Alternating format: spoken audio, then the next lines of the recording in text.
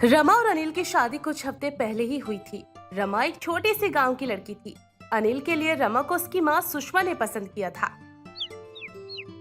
अरे 9 बज गए और मुझे फिर से आज उठने में देर हो गई।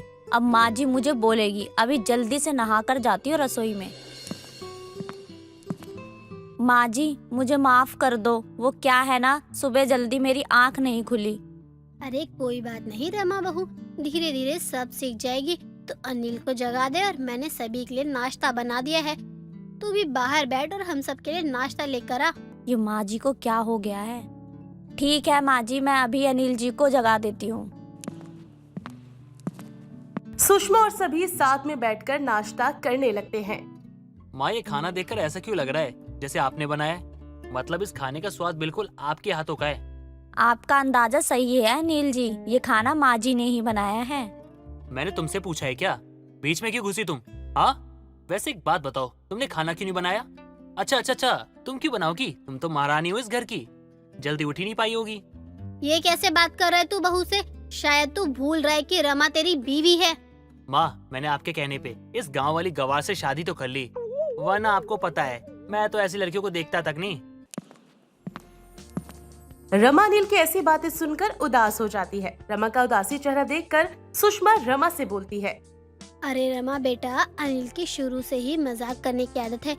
तू इसकी बातों को दिल पर मत लगा और तू जा आराम कर अपने कमरे में। ठीक है माँ जी। रमा कमरे में जाकर बहुत उदास होकर कुछ न कुछ सोचने लगती है।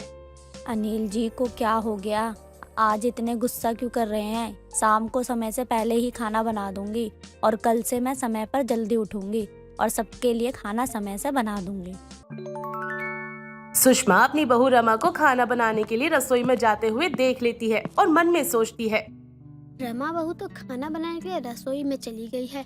कहीं सब्जी अटपटी सी ना बना दे, कहीं फिर से अनिल रमा बहू को सुनाने लग जाए। मैं बहू की खाना बनाने के बाद रसोई में जाऊंगी और खाने का स्वाद भी देख लूंगी। जो कम लगेगा तो मैं वो ठीक भी कर दूंगी।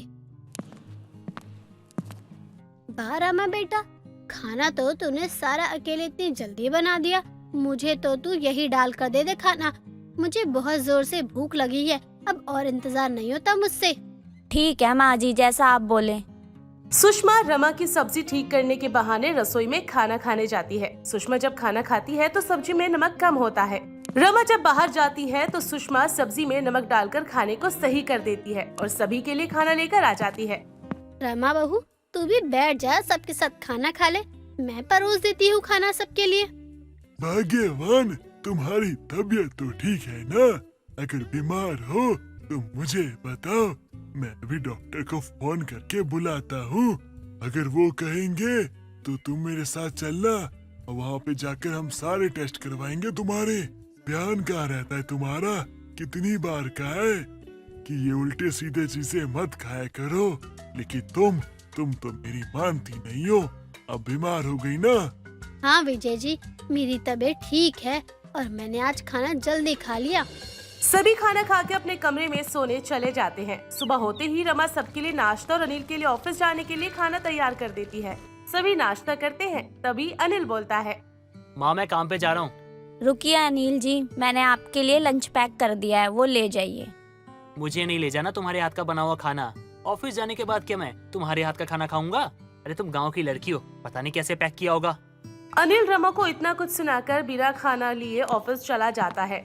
अनिल का ऐसे रमा को सुनाना सुषमा को बिल्कुल अच्छा नहीं लगता। सुषमा कुछ न कुछ सोचने लग जाती है। इस अनिल का क्या करूं मैं? कभी बहू के साथ अच्छे से बात ही नहीं करता। मुझे ही कुछ करना पड़ेगा।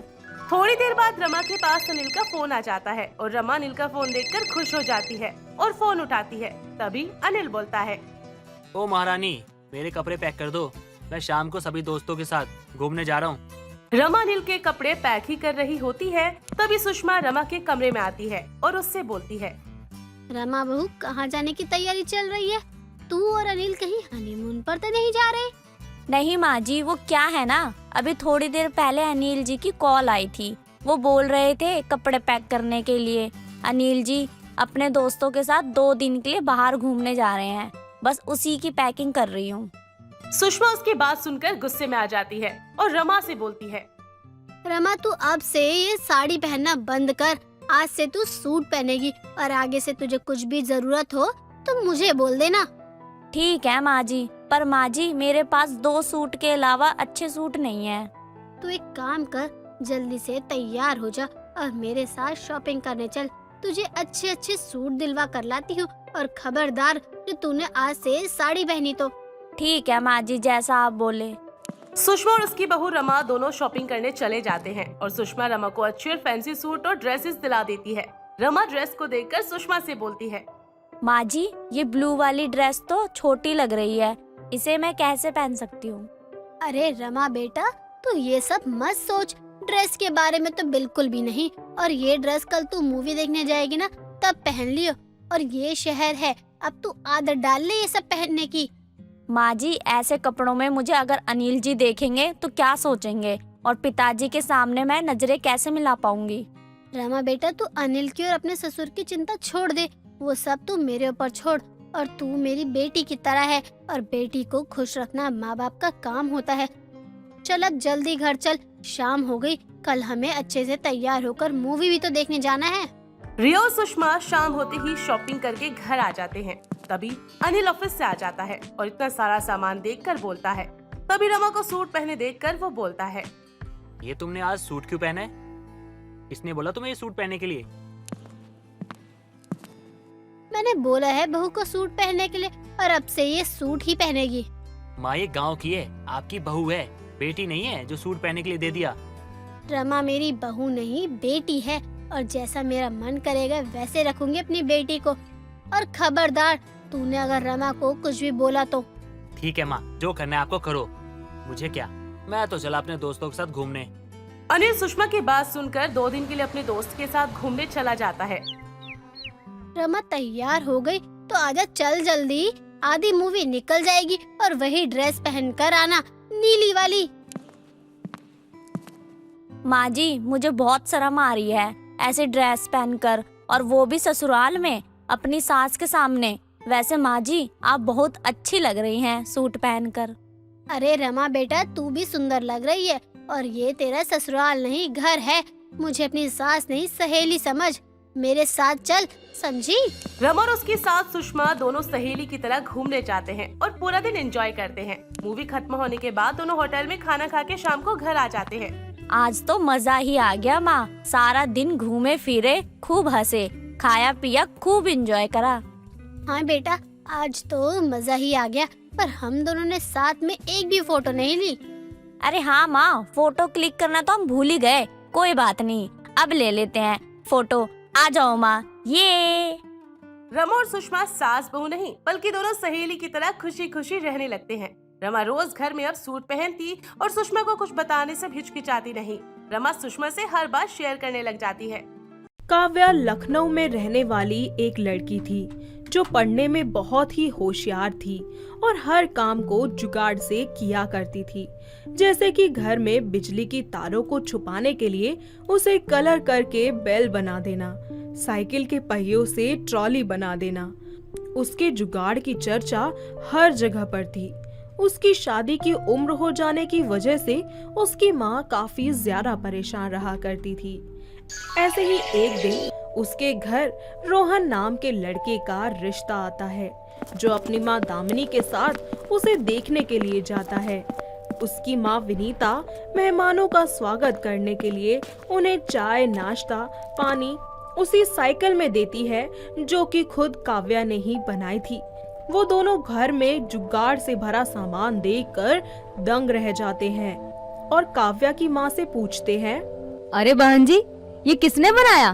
बहुत बढ़िया है। आप मुझे इस मिस्त्री का नंबर दे दीजिए, मैं भी बनवाऊंगी।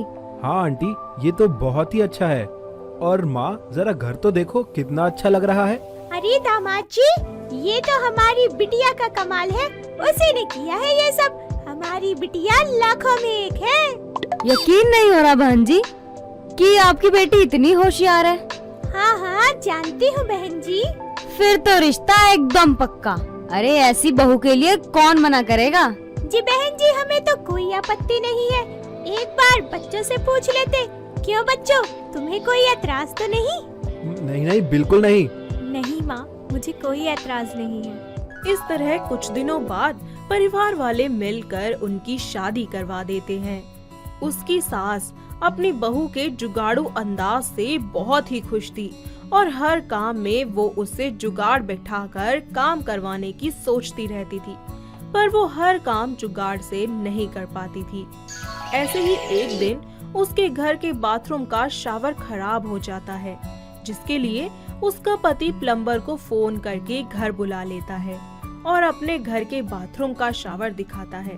थोड़ी देर शावर देखने के बाद प्लम्बर कहता है, जी देखिए, इसको ठीक करने के लगभग 2500 लग जाएंगे, बहुत ज्यादा खर्चा है इसमें तो। काव्या ये सुनकर सोच में पड़ जाती है और इसका एक जुगाड़ सोचकर बोलती है, अरे भैया आप रहने दीजिए, मैं खुद कर लूंगी, जाइए आप यहाँ से। अब तुम इसमें क्या कर लोगी? जी आप बस देखते जाओ।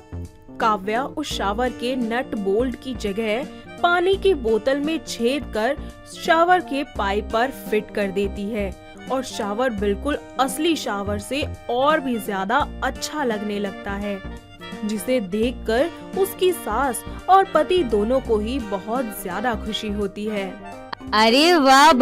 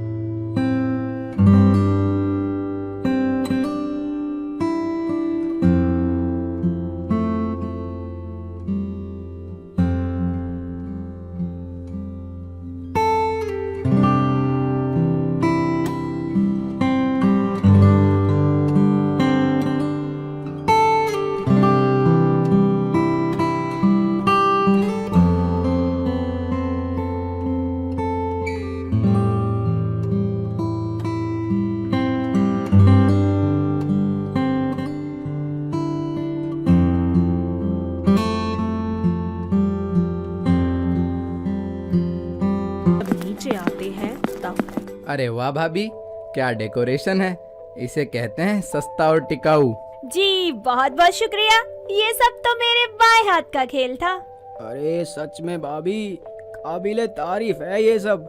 मैं तो कभी सोच भी नहीं सकता था कि इन बोतल से पेड़ भी बन जाएंगे और इतनी अच्छी सजावट हो जाएगी। भाई रोहन, बहुत ही कमाल की भाभी मिली है तुझे। अरे भाई क्या बोल रहा है, दिमाग तो ठीक है ना तेरा? हाँ भाई, I mean हमें। अरे हाँ भाई, बीवी है मेरी और तुम्हारी भाभी, ज्यादा नजर मत डालो इस पर। अरे बस चलिए आइए केक काटते हैं, वरना बातों में ही टाइम निकल जाएगा। केक काटने के कुछ घंटे बाद पार्टी खत्म हो जाती है और लोगों की तारीफ सुनकर काव्या 7वें आसमान पर चढ़ जाती है। वो अब से हर काम में जुगाड़ बिठाना शुरू कर देती है और एक दिन उसके घर का बिजली का बिल बहुत ही ज्यादा आ जाता है, जिसकी वजह से वो बहुत परेशान हो जाती है और इससे उसके घर का बजट भी खराब हो जाता है। तब वो बिजली का बिल कम करने के लिए एक जुगाड़ ढूंढती है, जिसमें वो अपने घर के मीटर में तांबे का तार लगाकर उसे बंद कर देती है। कुछ दिनों तक वो यही करती रहती है और एक रात जब सभी घर में सो रहे होते हैं, तब अचानक से मीटर में घर में शॉर्ट सर्किट हो जाता है और पूरे घर में आग लग जाती है। सभी घर से बाहर आते हैं और घबराहट में एक दूसरे से बात करते हैं। हे भगवान, ये दिन भी रह गया था देखने को। हाय मेरा घर, बचा लो भगवान इस घर को। हाँ माँ, मैं फायर ब्रिगेड को फोन करता हूँ। रोहन फोन कर फायर ब्रिगेड को बुलाता है और वो आकर आग बुझा देते हैं। थोड़ी ही देर बाद सब कुछ शांत हो जाता है और रोहन अपने घर में आग लगने का कारण फायर ब्रिगेड से पूछता है। सर कुछ पता लगा ये सब कैसे हुआ? आखिर हमारे घर में आग लगी कैसे? हाँ, कुछ तो समझ आया कि आपके घर का मीटर फूक गया था, जिसकी वजह से पूरे घर में शॉर्ट सर्किट हो गया। हे भगवान, अरे कीड़े पड़े ऐसे मीटर वाले को। कल मुए ने जो ऐसा मीटर लगा दिया। जी हाँ माँ जी, लेकिन वो तो आपके ही पड़ेंगे, क्योंकि अब आप लोगों पर मीटर में हेरा फेरी का चार्ज जो लगेगा और शायद जेल भी हो जाए। क्या इसमें हमारी क्या गलती है? ओह, अब तो आप लोग भोले ही बनोगे ना। आपके मीटर में तांबे का तार लगा मिला है। अभी तो जाकर सो जाओ, कोई बात नहीं, बहुत रात हो गई है। कल सुबह पुलिस आएगी पूछताछ के लिए। लेकिन हमने कुछ किया ही नहीं तो पुलिस क्या कर लेगी?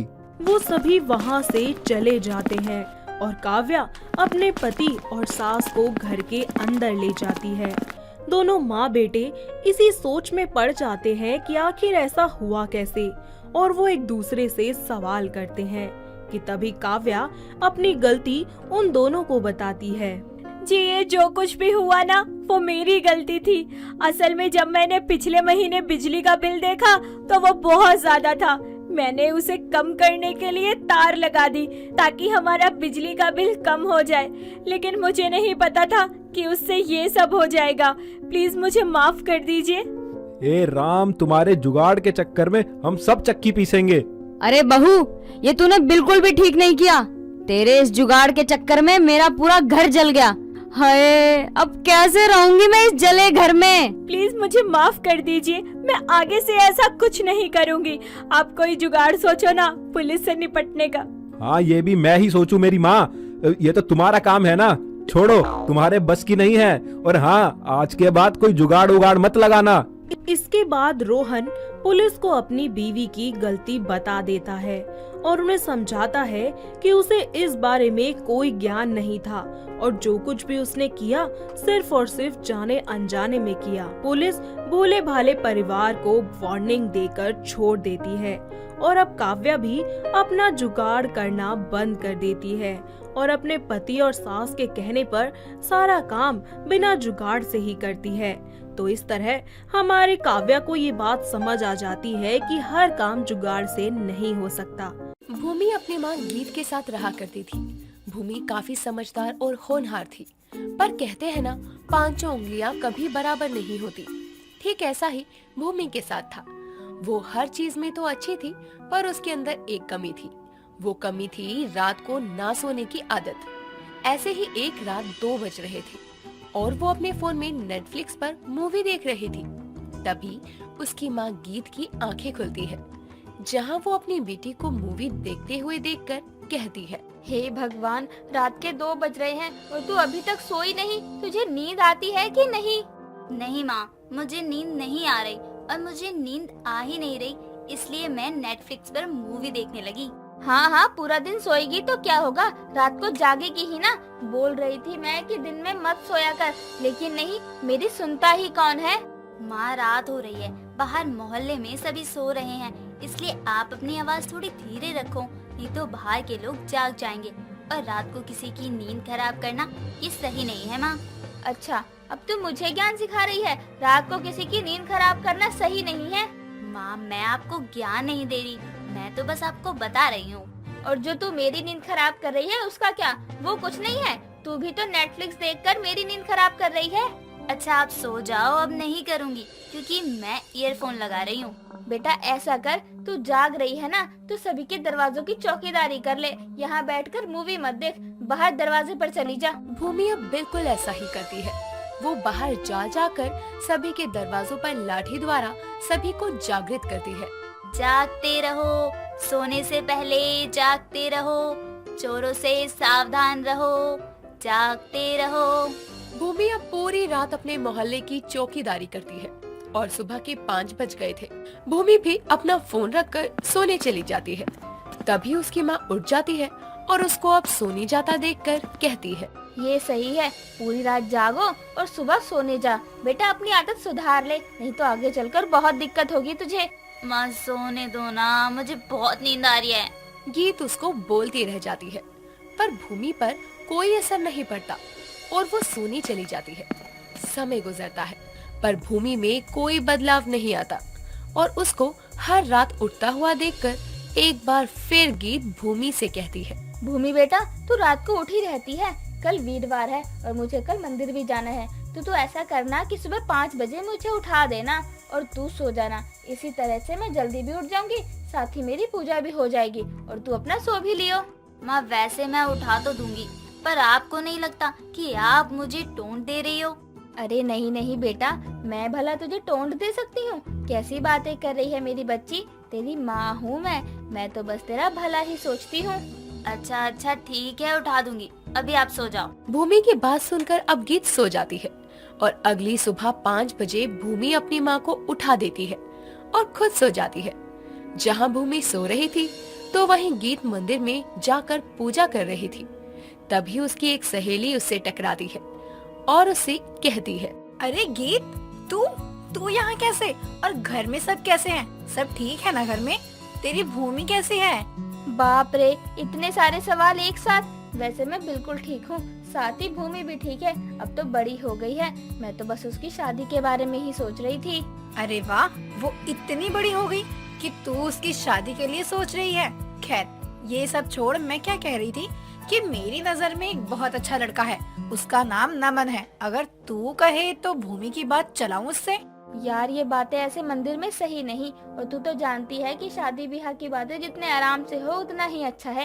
ये सारी बातें ऐसे जल्दबाजी में ठीक नहीं है ना, इसलिए तू मेरे घर चल, फिर आराम से बात करते हैं। गीत की सहेली गीत की बात से सहमत होती है और अब वो पूजा खत्म करके गीत के साथ उसके घर जाती है, जहाँ गीत की सहेली गीत से कहती है, देख गीत, जो नमन है ना, वो मेरे देवरानी का बेटा है और लड़का और घर काफी अच्छा है, साथ ही अमीर भी है। हमारी भूमि काफी खुश रहेगी वहाँ। अच्छा ऐसी बात है, तो चला मेरी बेटी की बात। अगर घर अच्छा है तो क्या ही खराबी है। अरे पर भूमि से बात तो कर ले, कहीं उसको इस रिश्ते से कोई आपत्ति ना हो। भूमि मेरी बेटी है और उसके लिए उसकी माँ पहले है। मैं जानती हूँ वो इस रिश्ते के लिए मना नहीं करेगी। अब क्या था, गीत की हाँ मिलते ही गीत की सहेली भूमि का रिश्ता नमन से करा देती है और बहुत ही जल्द उनकी शादी भी होती है। समय के साथ भूमि अपने ससुराल की सब जिम्मेदारियां बखूबी निभाती है। भूमि का परिवार सच में काफी अच्छा था, पर भूमि की सास निमी भूमि की रात भर जागने की आदत से बहुत परेशान थी। ऐसे ही एक शाम भूमि अपने घर के दरवाजे पर बैठकर अपना फोन यूज कर रही थी। तभी उसकी सास निम्मी आती है और अपनी बहू को ऐसे दरवाजे पर बैठा देखकर उससे कहती है, बहू तू ऐसे दरवाजे पर क्यों बैठी है? तू किसी का इंतजार कर रही है क्या?